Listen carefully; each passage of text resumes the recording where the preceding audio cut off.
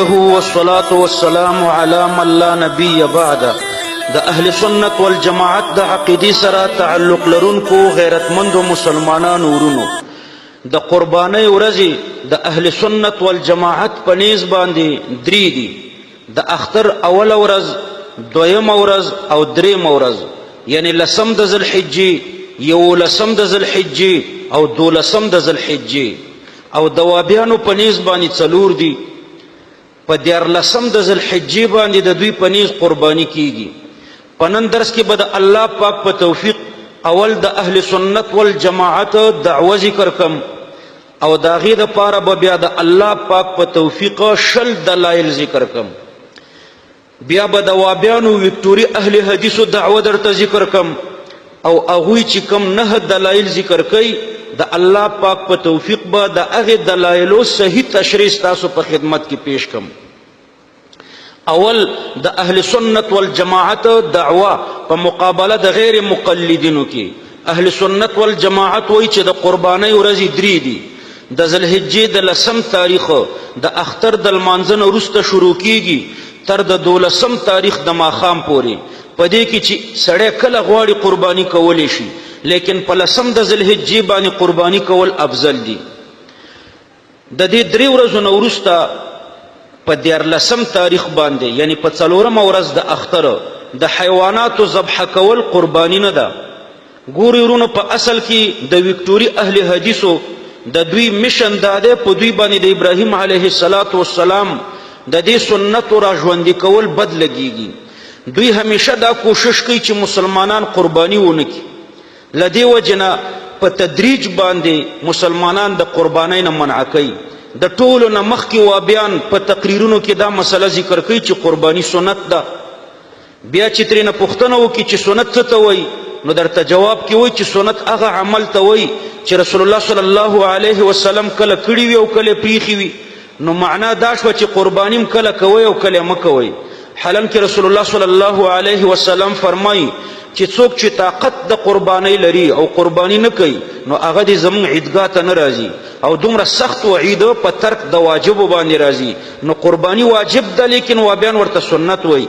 د دې دپاره حیله او لاره جوړي چې خلک قرباني ونه کړي.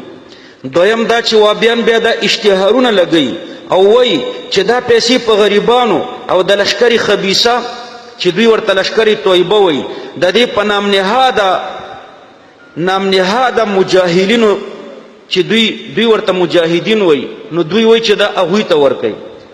حال دا چې دوی خپله پرې په دفترو کې په لاهور کې چوبرچي چوک کې ورباندې مزي کوي، او په همدغې پیسو باندې بیا د دین تخریب کوي، د مسلمانانو تخریب ورباندې کوي.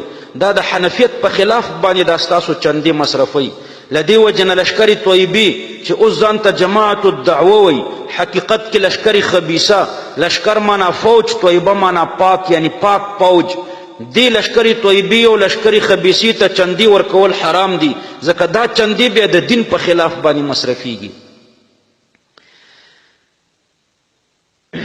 دریم، وابیان بیا دا اعلانونه کوي چې یو حیوان د ټول کور نه کافي دی.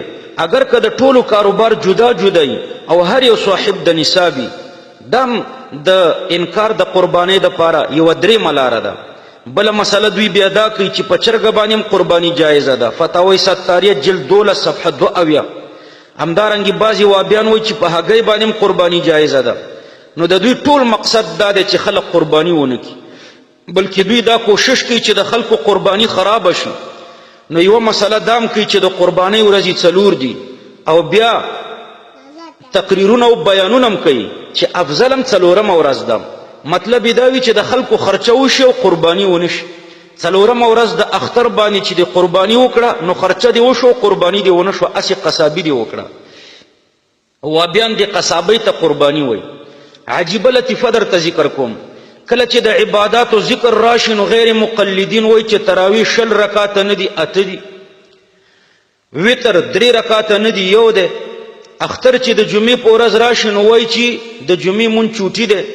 همدارنګې دوی وایي خطبې 2 نه دي، 1 ده. اذانونه د جمعې 2 نه دي، 1 دی. طلاقونه 3 نه دي، 1 دی.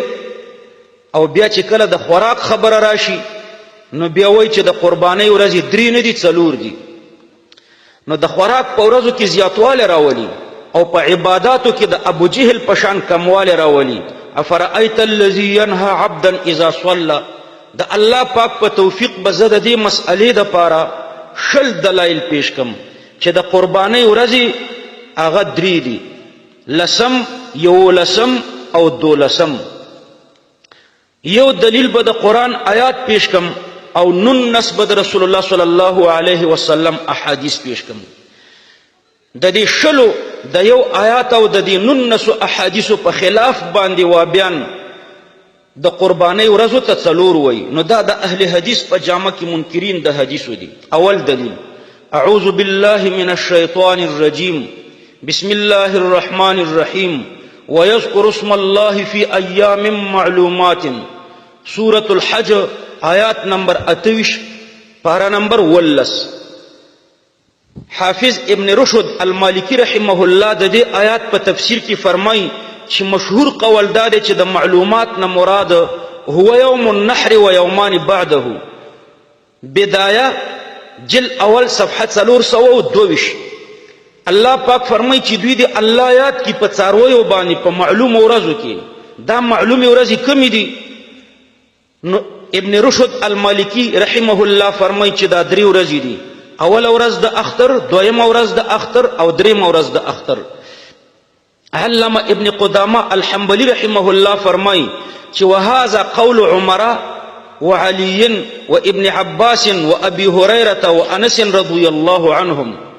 قال احمد ايام النحر 3 من غير واحد من اصحاب رسول الله صلى الله عليه وسلم، الى ان قال وهو قول مالك والثوري ايام الاضحى التي اجمع عليها 3 ايام. مغنی ابن قدامه جل 11 صفحه 1 او 14. یعنی د اختر ورځې درې دي، دا د حضرت عمر، د حضرت علی، د حضرت عبدالله ابن عباس، د حضرت ابي هريره او د حضرت انس رضی الله عنهم قول دی. امام احمد ابن حنبل رحمه الله فرمایي چې د اختر ورځې درې دي او په دې درې ورځو کې به قرباني کیږي، او دا د بشمیره صحابه قول دی. د امام مالک او د سفیان ثوری قول هم دی. او بیا فرمایي چې اجماعاً د اختر ورځې درې دي.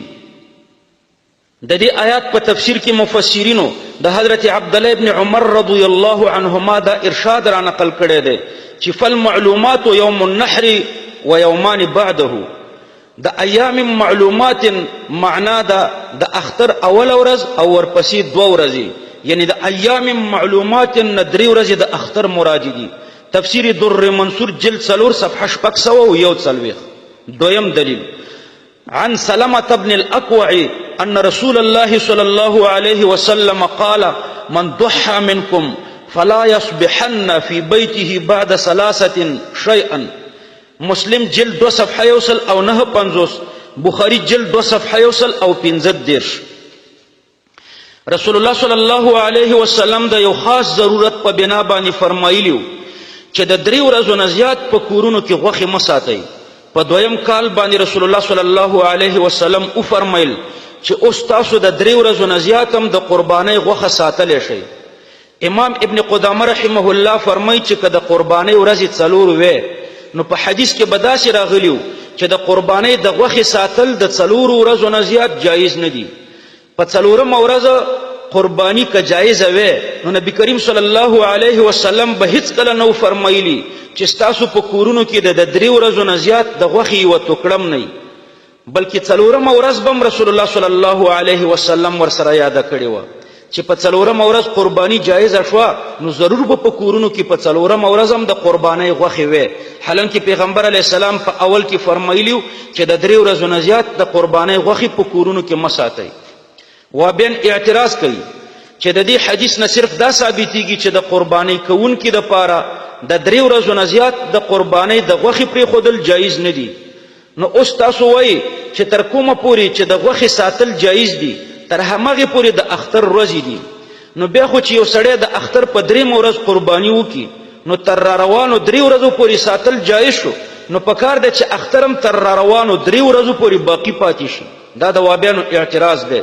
تاسو ورته جواب ورکئ چې رسول الله صلی الله علیه وسلم دا خطبه د اختر په اول ورځ باندې فرمایلی وه، وګوره سنن الکبرى جل 9 صفحه 299 او په سنن الکبرى کې د یوم الاضحى الفاظم موجود دي او په صحیح البخاری او صحیح مسلم کې تصریح ده چې د قربانی په باره کې نبی کریم صلی الله علیه وسلم د اختر په اول ورځ باندې خطبه فرمایلی وه.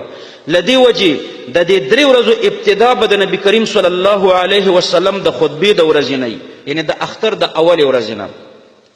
دویم جواب، کوم عبادت چې د خاصو ورځو پورې متعلق وي نو په هغې کې تحدید حقیقي وي، تحدید اضافي نه وي، لهذا 3 ورځې به د اختر د اولنۍ ورځې نه حسابیږي. دریم جواب، نبی کریم صلی الله علیه وسلم چې د کمې قافلې د رعایت دپاره د 3 ورځو نه د 3 ورځو نه زیات د قربانۍ د غوښې ساتل ممنوع ګرځولي نو د دې رعایت سره تحدید حقیقي زیات مناسب دی، ځکه چې که د قربانۍ 4 ورځې وي او د قربانۍ د اخیری ورځې نه وروسته تر 3 ورځو پورې د غوښې ساتل جایز وي نو په دې حساب سره به تر 2 ورځو پورې د قربانۍ د غوښې ساتل جایز و. نو د کوم غرض دپاره چې نبی کریم صلی الله علیه وسلم پابندي لګولې وه هغه حاصل نه شو، ځکه چې د 2 ورځو نه وروسته هم ډېره معمولي غوښه بچ پاتې کېدلی شي، د 2 ورځو نه وروسته ډېره لږه غوښه بچ پاتې کېږي. دریم دلیل، ابو عبیده رحمه الله فرمایي چې زه د حضرت علی رضی الله عنه سره د اختر لمونځ ته حاضر شوم، فصلى قبل الخطبة ثم خطب الناس فقال إن رسول الله صلى الله عليه وسلم نهاكم أن تأكلوا لحوم نسككم فوق 3. بخاری جلد 2 صفحه 15 بعضی چاپونو کې صفحه 815. حضرت علی رضی الله عنه اول لمونځ وکړو، بیا خطبه ولوستله او په خطبه کې وفرمایل په تقریر کې چې رسول الله صلی الله علیه وسلم تاسو منع کړي یې د دې خبرې نه چې تاسو د اختر غوښې د 3 ورځو نه زیاتې وخورئ، یعنی 3 ورځې به د اختر غوښې خورئ. اگر چې دا حکم بیا باقی پاتې نه شو، وروسته هم د اختر د غوښو خوړل جایز شو، خو په ابتدا کې 3 ورځو پورې د اختر د غوښو خوراک جایز وی، نو که په 4مه ورځ هم قرباني جایزه وی نو د اختر د غوښې خوراک به په 4مه ورځ هم په ابتدا د اسلام کې جایز وی، حالانکه په ابتدا د اسلام کې تر 3 ورځو پورې د اختر د غوښو خوراک جایز و. 4م دلیل، عن ابن عمر رضی الله عنهما قال قال رسول الله صلی الله علیه وسلم كلوا من الاضاحی 3. بخاری صفحه 352. عبدالله ابن عمر رضی الله عنهما فرمایي چې رسول الله صلی الله علیه وسلم فرمایلی دي چې تاسو د اختر غوښې 3 ورځې خورئ، نو که 4مه ورځ هم قرباني جایزه وی نو خو پیغمبر علیه السلام به داسې فرمایلی چې تاسو د اختر غوښې 4 ورځې خورئ، ځکه په 4مه ورځ چې قرباني راشي ضرور به په 4مه ورځ خوراک هم راځي. 5م دلیل، نهى رسول الله صلی الله علیه وسلم عن اکل لحوم الضحايا بعد 3. قال عبد الله بن ابي بكرة فذكرت ذلك لعمر فقال صدق.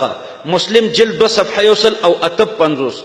رسول الله صلی الله علیه وسلم د 3 ورځو نه زیات په ابتدا کې د اختر د غوښو د خوراک نه منع کړی و. عبد الله بن ابي بکر فرمایي چې ما دا خبره حضرت عمر ته ذکر کړه نو هغه ته فرمایل چې راوی رښتیا وایي، رسول الله صلی الله علیه وسلم همداسې فرمایلی. نو که د وابیانو په شان په 4مه ورځ قربانی جایزه وی نو په دې حدیث کې به د 3 ورځو ذکر نه راتلی. 6م دلیل، عن نافع عن ابن عمر رضی الله عنهما عن النبي صلى الله عليه وسلم انه قال لا يأكل احد من لحم اضحيته فوق 3 ايام. مسلم جلد 2 صفحه 158.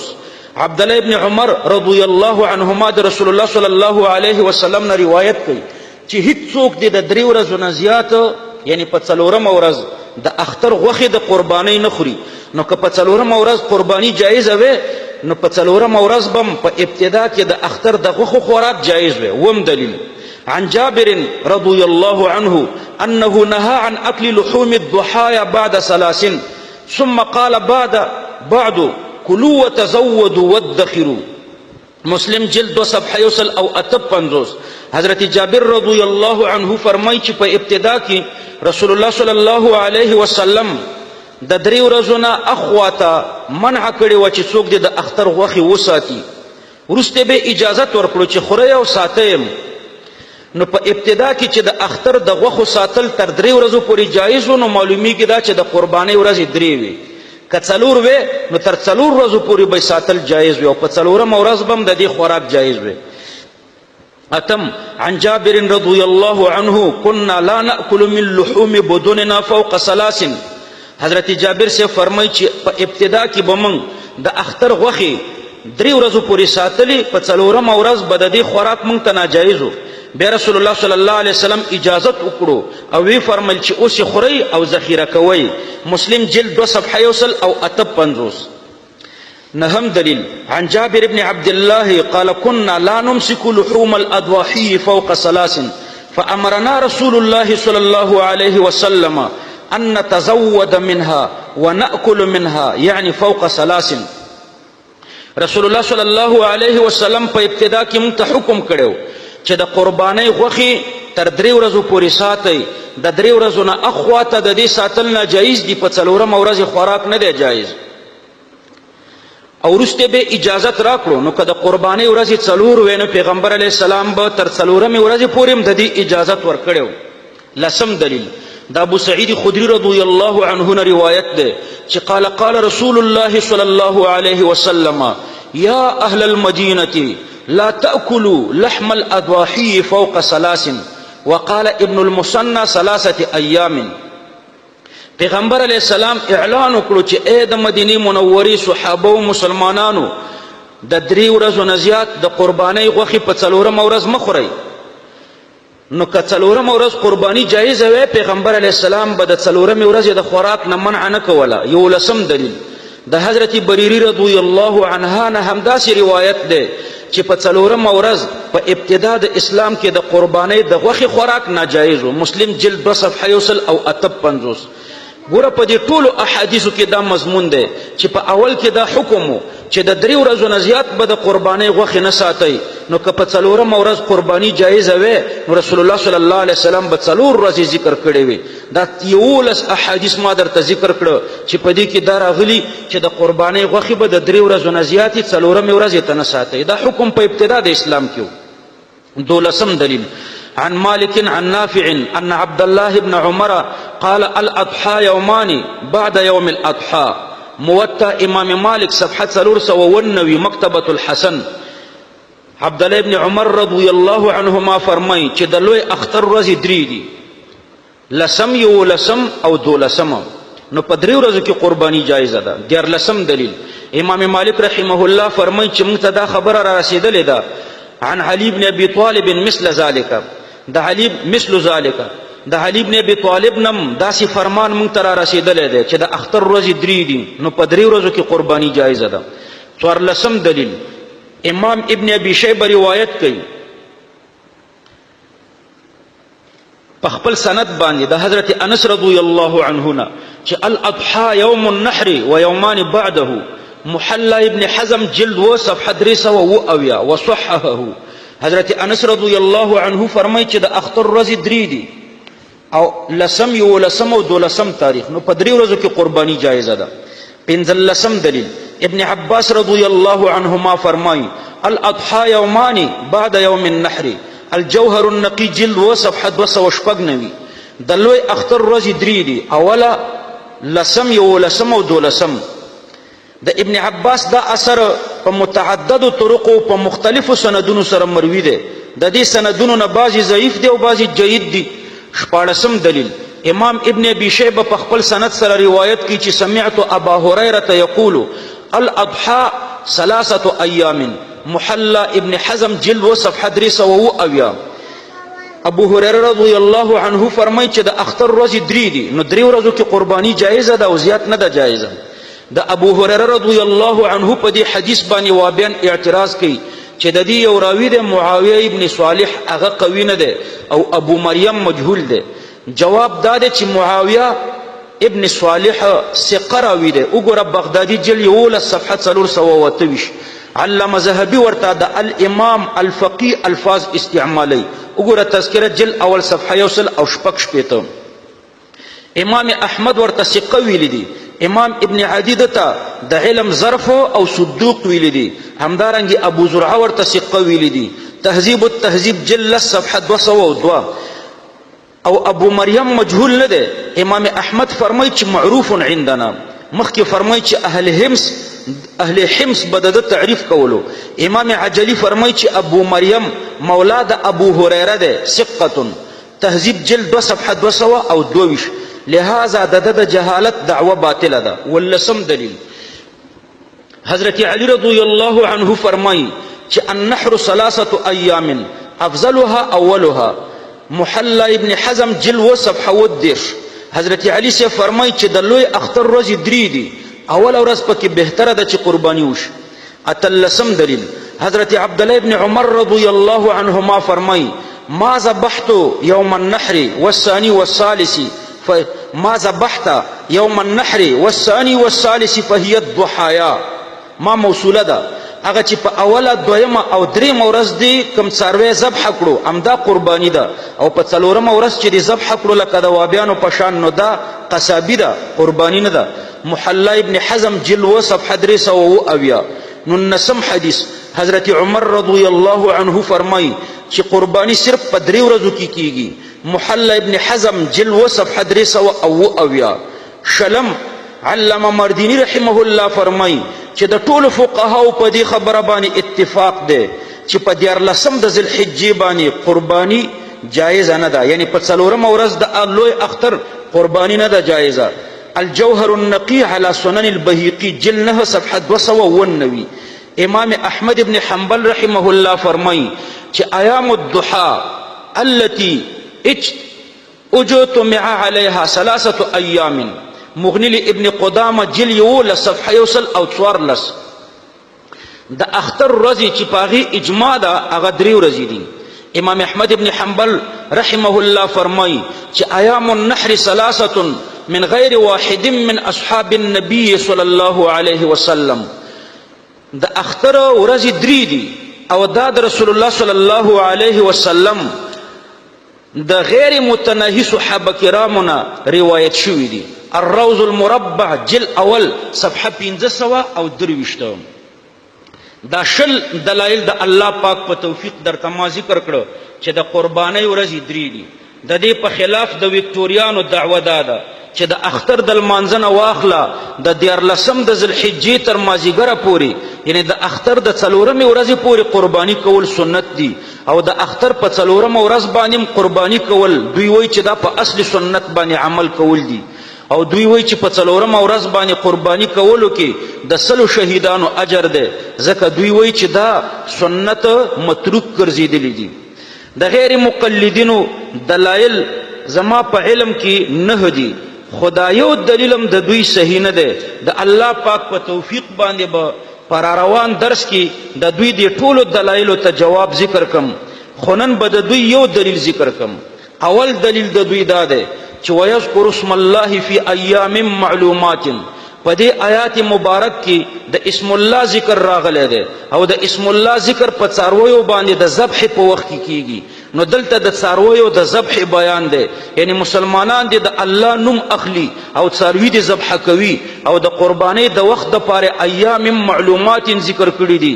د دې نه صرف 3 ورځې نه دي مراد، ځکه چې د علم البلاغت قاعده ده چې کله د جمع قلت صفت صيغه د جمع راشي نو هلته مراد د 3 نه زیات عددي، نو د دې نه ثابت شوه چې د قربانۍ ورځې د 3 نه زیات دي، یعنی 4 دي. تاسو ورته جواب ورکئ. په غیر مقلدینو باندې لازمه ده چې د قرآن یا د حدیث نه دلیل پیش کړي. دا قاعده چې دوی ذکر کړه چې ایام جمع ده، جمع قلته، او معلومات صفت جمع راغلی ده، نو د دې نه به د 3 ورځو نه زیاته مراد دی. دا نه قرآنی آیات دی او نه د رسول الله صلی الله علیه وسلم حدیث دی، بلکې دا خو وابیان د بلغاو تقلید کوي. دویم جواب، غیر مقلدین په دې ځای کې عملا د رسول الله صلی الله علیه وسلم د سنتو نه مخالفت کوي، ځکه چې په تفسیر ابن کثیر کې د ایام معلومات په باره کې د حضرت عقبه ابن عامر مرفوع روایت دی چې نبی کریم صلی الله علیه وسلم فرمایلی دي چې د عرفه د نحر او د تشریق ورځې زمونږ د مسلمانانو د پاره د اختر ورځې دي، او دا د خوراک څښاک او د الله د ذکر ورځې دي. دریم جواب دا دی چې په دې آیات کې د 4 ورځو قربانی اشارتن هم نه ده ذکر شوی، او د هغې قیدي جواب دا دی چې په قرآن مجید کې په بل ځای کې راغلی دي چې الحج اشهر معلومات، د حج میاشتې معلومې دي، دلته اشهر جمع قلت ده او د دې وصف معلومات جمع راغلی ده. نو د غیر مقلدینو د دې قاعدې مطابق پکار دی چې د حج میاشتې هم څلور شي، حالان کې د حج میاشتې د بعضو په نیز 3 دي او د بعضو په نیز 2 میاشتې او 10 ورځې دي، د 3 نه زیاتې د هیڅ چا په نیز هم نشته. دویم مثال په قرآن مجید کې راځي چې فعدة من ایام اخر، یعنی د چا څخه چې د رمضان روزې پاتې شوي وي نو په نورو ورځو کې دي پوره کړي. په دې کې ایام جمع قلته ده او د دې وصف اخر جمع راغلی ده. نو آیا دلته هم د غیر مقلدینو په نیز 4 ورځې مراد دي؟ یعنی صرف په 4 ورځو کې قضایي راوړلی شي او د دې نه په زیاتو او کمو کې نشي راوړلی. بئن عقل و دانش باید ګریس، د وابیانو په عقل او دانش باندې ژړا پکار ده. څلورم جواب دا دی چې د فنونو ټول قواعد ظني او قیاسي دي، قطعي نه دي. نو معلومه شوه چې د دې آیات نه د استدلال مدار په ظن او په قیاس باندې دی، حالان کې د غیر مقلدینو په نیز باندې قیاس شرک دی. دویم دلیل د وابیانو د دې آیات په تفسیر کې غیر مقلدین د عبدالله ابن عمر رضی الله عنهما قول پیش کوي چې ابن عمر رضی الله عنهما فرمایي چې ایام معلومات 3 ایام بعد یوم النهر، تفسیر ابن کثیر، یعنی د ایام معلومات نه 4 ورځې مراد دي، د لوی اختر د ورځې نه وروسته 3 ورځې. تاسو ورته جواب ورکړئ چې په تفسیر ابن کثیر جلد اول صفحه 245 او جلد 3 صفحه 219 په دې دواړو ځایانو کې د ایام معلومات په تفسیر کې د عبدالله ابن عمر ارشاد د ایام التشریق په باره کې دی، د قربانۍ په باره کې نه دی. ایام التشریق 4 دي. که تاسو اعتراض وکړئ چې د عبدالله ابن عمر د ایام معلومات په تفسیر کې اختر ورځ او د هغې نه وروسته 3 ورځې ذکر کړي دي، نو ثابته شوه چې دا د په نیز د قربانۍ ورځې دي. تاسو ورته جواب ورکړئ چې دا خبره بالکل غلطه ده، ځکه چې د ابن عمر قول د قربانۍ په باره کې داسې دی چې الاضحى یومان بعد یوم الاضحى، د قربانۍ ورځې 2 دي وروسته د لوی اختر د ورځې نه، یعنی 3 ورځې دي. موطأ امام مالک صفحه 499. امام نووي رحمه الله فرمایي چې وقال ابو حنیفه ومالک واحمد رحمهم الله يختص بيوم النحر ويومين بعده، وروي هذا عن عمر وعلي وابن عمر وانس. نووي شرح د مسلم جلد 2 صفحه 1 او 53. امام ابو حنیفه، امام مالک او امام احمد ابن حنبل رحمهم الله فرمایي چې د قربانۍ ورځې 3 دي، اوله، دویمه او دریمه، او دا د حضرت عمر او د حضرت علی او د حضرت عبدالله ابن عمر او د حضرت انس رضی الله عنهما قولم دی. دویم جواب دا دی چې په تفسیر ابن کثیر کې د ابن عمر نور اقوالم نقل کړي شوي دي چې د هغوی نه یو قول دا هم دی چې ایام معلومات د ذوالحجې 10 ورځې دي، دا 10 ورځو ته ایام معلومات ویلي دي. او دا قول هم دی چې ایام معلومات د قربانۍ ورځې او وروسته 2 ورځې دي. ابن کثیر جلد 3 صفحه 219. نو د حضرت ابن عمر اقوال خو د ایام التشریق په باره کې مختلف دي، لیکن د قربانۍ په باره کې د قولم هغه یو قول دی چې په موطأ امام مالک کې ذکر شوی دی او امام نووي رحمه الله را نقل کړی دی چې الاضحى یومان بعد یوم الاضحى. دا یو دلیل ما په نن درس کې د الله پاک په توفیق د دوی درته ذکر کړو. نور دلایل به سره د جواباتو نه پر روان درس کې پیش کو.